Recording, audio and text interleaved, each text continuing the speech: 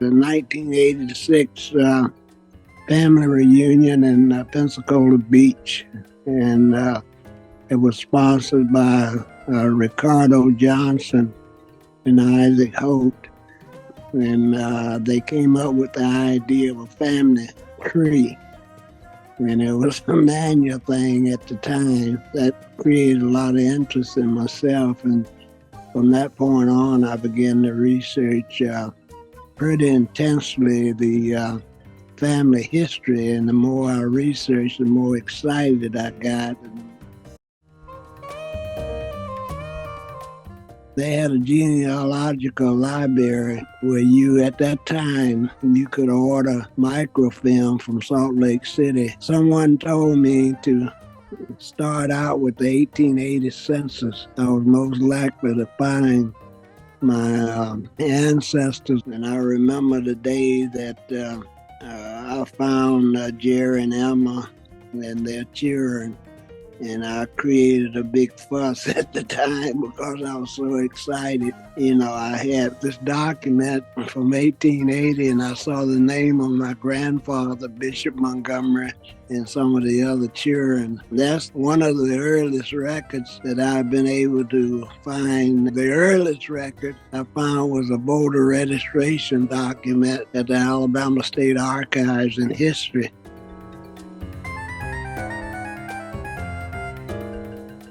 A lot of families are doing their research to understand their history. What do you think is most interesting or most unique about the Montgomery family? What makes us different in your view? Before, during, and after the Civil War, how they raised their family. As far as I know, all of them were literate. I found that to be quite fascinating, especially for that era, because most blacks were not able to go to school, even to learn how to read and write, but they did. This generation we're in should be very proud of our ancestors and should do everything that we can to promote their legacy, because they handed down a lot to us. Some of us took advantage of it and some didn't. What little I have accomplished, I think, was handed down from them. The work ethics and all the other things that they went through was handed down to us, and I think we all should be proud of that.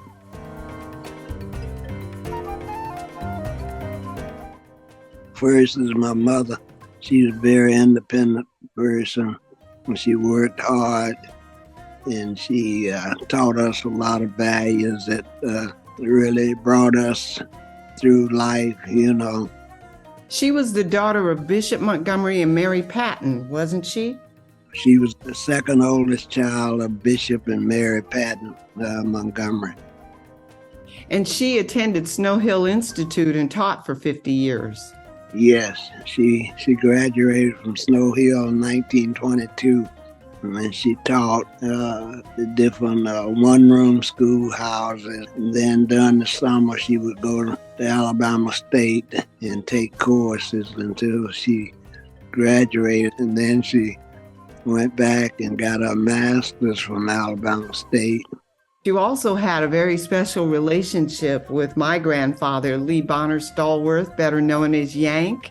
You spent many afternoons with him. He would tell me things about the family, about Grandma Emma. I'm not sure if he remembered Grandpa Jerry too well, but he told me a lot, and that's what really set me off, you know.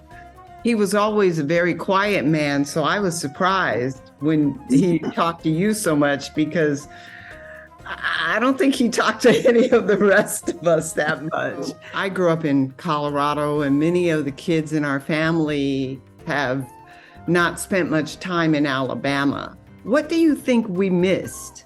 I think family cohesiveness during my age that grew up during that period in the 1930s. I was supported by great uncles and great aunts and a lot of cousins. I mean, it was just like growing up under an umbrella with people trying to protect you, which they did. They helped raise us all. And I think that's something that I'm very thankful for. And I remember that one of the best people that I knew that used to talk about that history was our cousin, the late Frank Webb. He had a lot of history that he encountered when he was growing up. One of the things about Frank Webb that's interesting is that his mother was quite accomplished.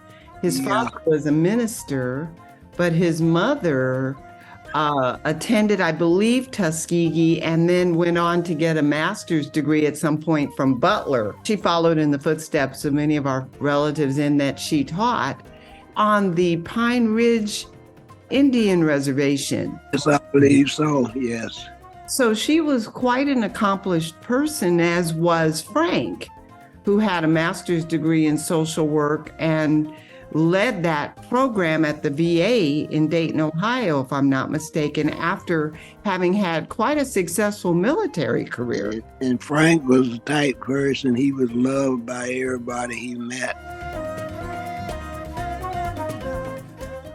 Out of all of Jerry and Emma's children, except, Jency, the youngest daughter, she died in Monroe County. But the rest of them left Monroe County and moved to different other locations as far away as Omaha, Nebraska, and Freestone County in Texas. I just wish I was able to get data on why they decided to leave Monroe County, except your grandmother, Eliza. My great-grandmother. I've always thought about what kind of connections they had with somebody living in, like Uncle State went to Omaha, Nebraska. If there was some sort of connection he may have had for him to move to Omaha. And the same with Ophelia, who moved to Texas. The rest of them, they moved to Thomasville, Selma, and Atmore. Not too far away, but they moved out of Monroe County. Jency, she was their youngest daughter, and she died. Her widower. He moved to Utah, and he worked in the mines. And according to your grandfather, and also it was confirmed by her granddaughter, he came back to Monroe County when the daughter was about 8 or 9 years old and took her to Utah. And then he got married again and moved to Portland, Oregon. I think they lived in Iowa. And then when she became an adult, she married a soldier stationed at Fort Riley, Kansas, a soldier known as the Buffalo Soldier. So that's quite an interesting history about that family also. They are very, very important. I've enjoyed every one that I have attended over the years. Just to meet with family members, and it just brings a lot out of you. I think the best thing that can happen to a family are family reunions. Especially when you have family members, they have come from all over the country to attend. What advice do you have for me and future generations? I just like for you to continue doing what you are doing and keep this history alive along with the other family members. Well, I will definitely do that, and I hope I will do you proud. Thank you. Yeah, I know you will.